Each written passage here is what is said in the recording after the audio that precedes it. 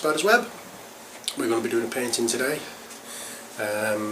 I've tried this once before, a little early today actually, and made a complete and utter mess of the whole thing. Not so much the painting, although it's not as good as I would have liked, but unfortunately I forgot to delete other stuff off the camera and ran out of storage space for it before I'd finished, and I hadn't noticed, and I just carried on and didn't even have finished. So the actual painting that I'm going to be doing is very similar to that one.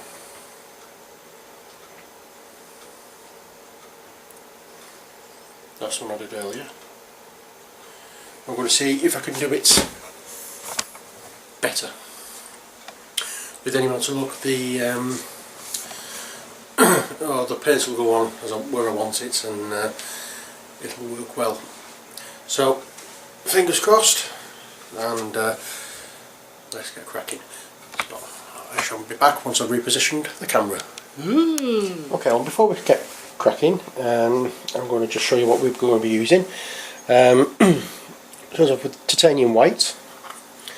It's all going to be in acrylic, as you can see. So we've got titanium white, we've got ultramarine blue, lemon yellow,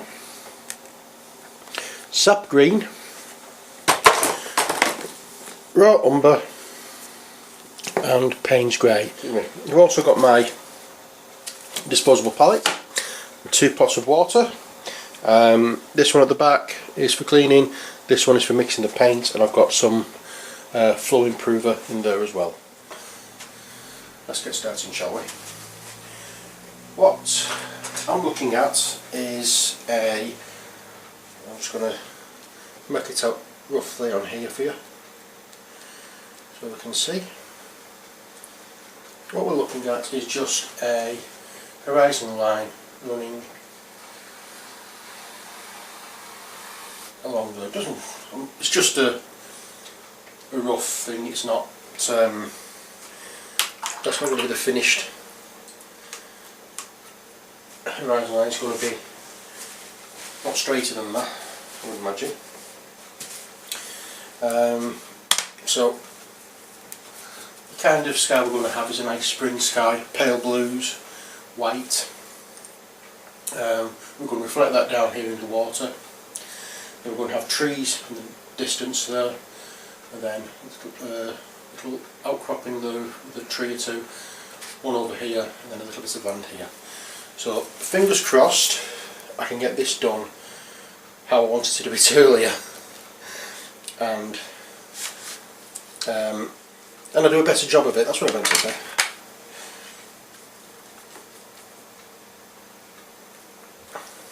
Okay, so let's start. I'm just banging some. This is way too wet for what I want. So, hang on a second.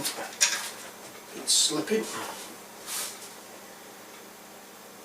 I'll just put on with like a blue tacky type stuff. And it's not very, doesn't seem to be very strong. So,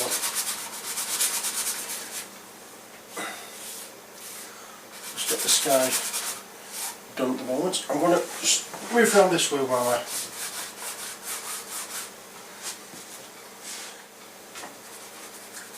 so we don't just want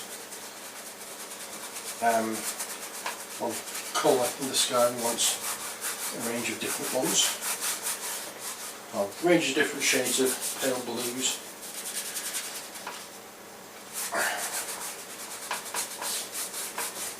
I'll just do this one as like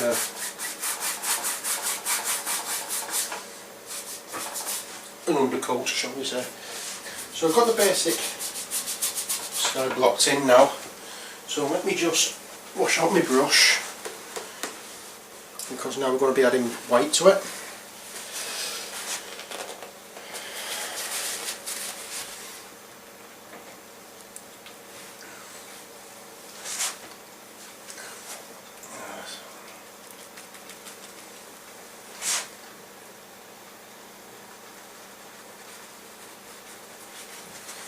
And in a circular motion.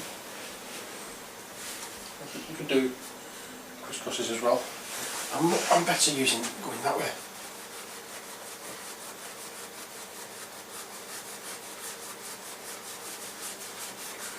You can either use circular motion to make fluffy clouds or crisscross motions like this.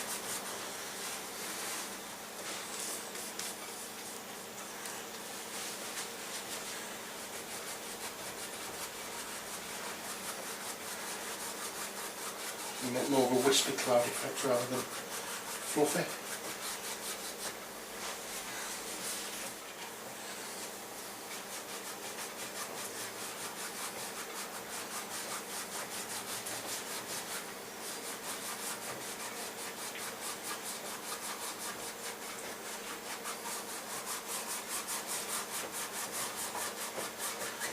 Now what we want it to do is go progressively paler as you go down the sky, so you don't want this really strong colour at the bottom. And we also want to find a light point. So I want to find a point where the main source of light is going to be. Now,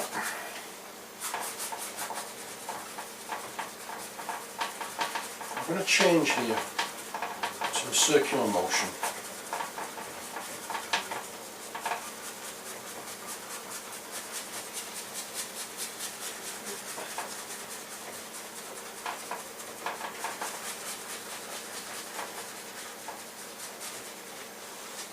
Just to try and scuff up the clouds a little bit.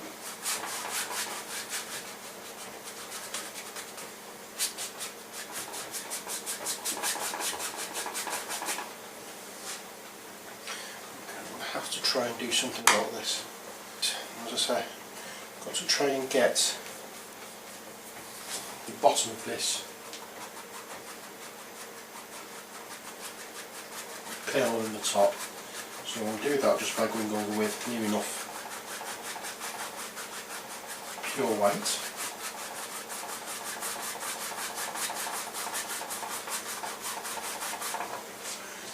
I just need a spot. Just to allow it to blend this a little more.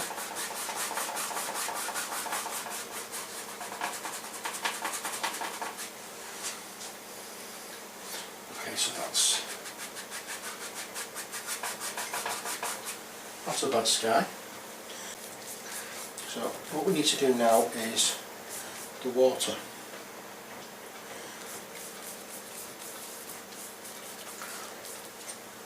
And we do that just by purely simply going straight across.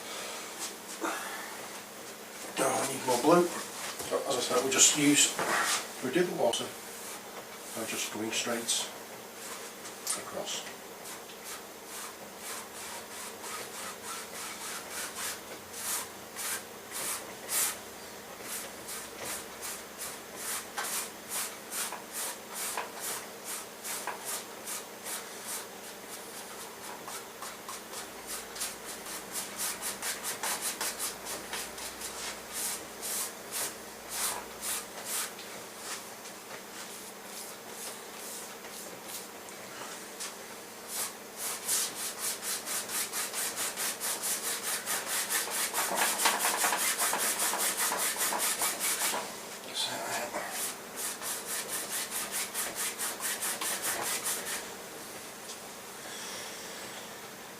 Okay, that's one side done. Now there's a little bit more water for that.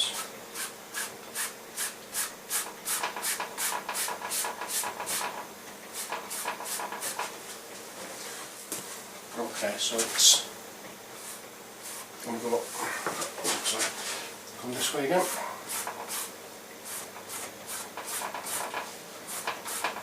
Now usually when you're doing skies, you want it darker at the top than the bottom, because the bottom is much further away from you and the top is closer to you. When you're doing water like this, you want the opposite. You want it dark, or when you're doing anything on the ground, you want, as it comes closer towards you, you want it darker at the bottom than at the top. That's what we're trying to go for here.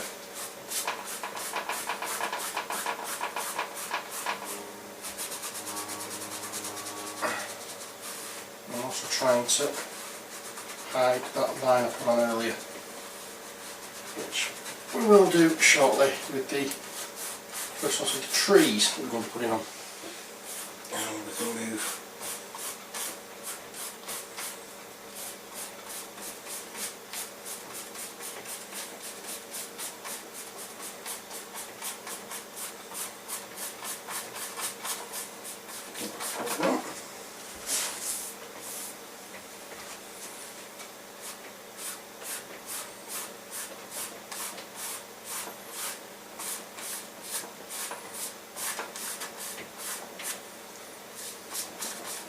okay, it may not look much yet, just wait and see. Okay, so I'm going to put this bigger brush away and get a slightly smaller one, and I'm going to move the camera around so you can actually see what I'm doing on the palette at the moment.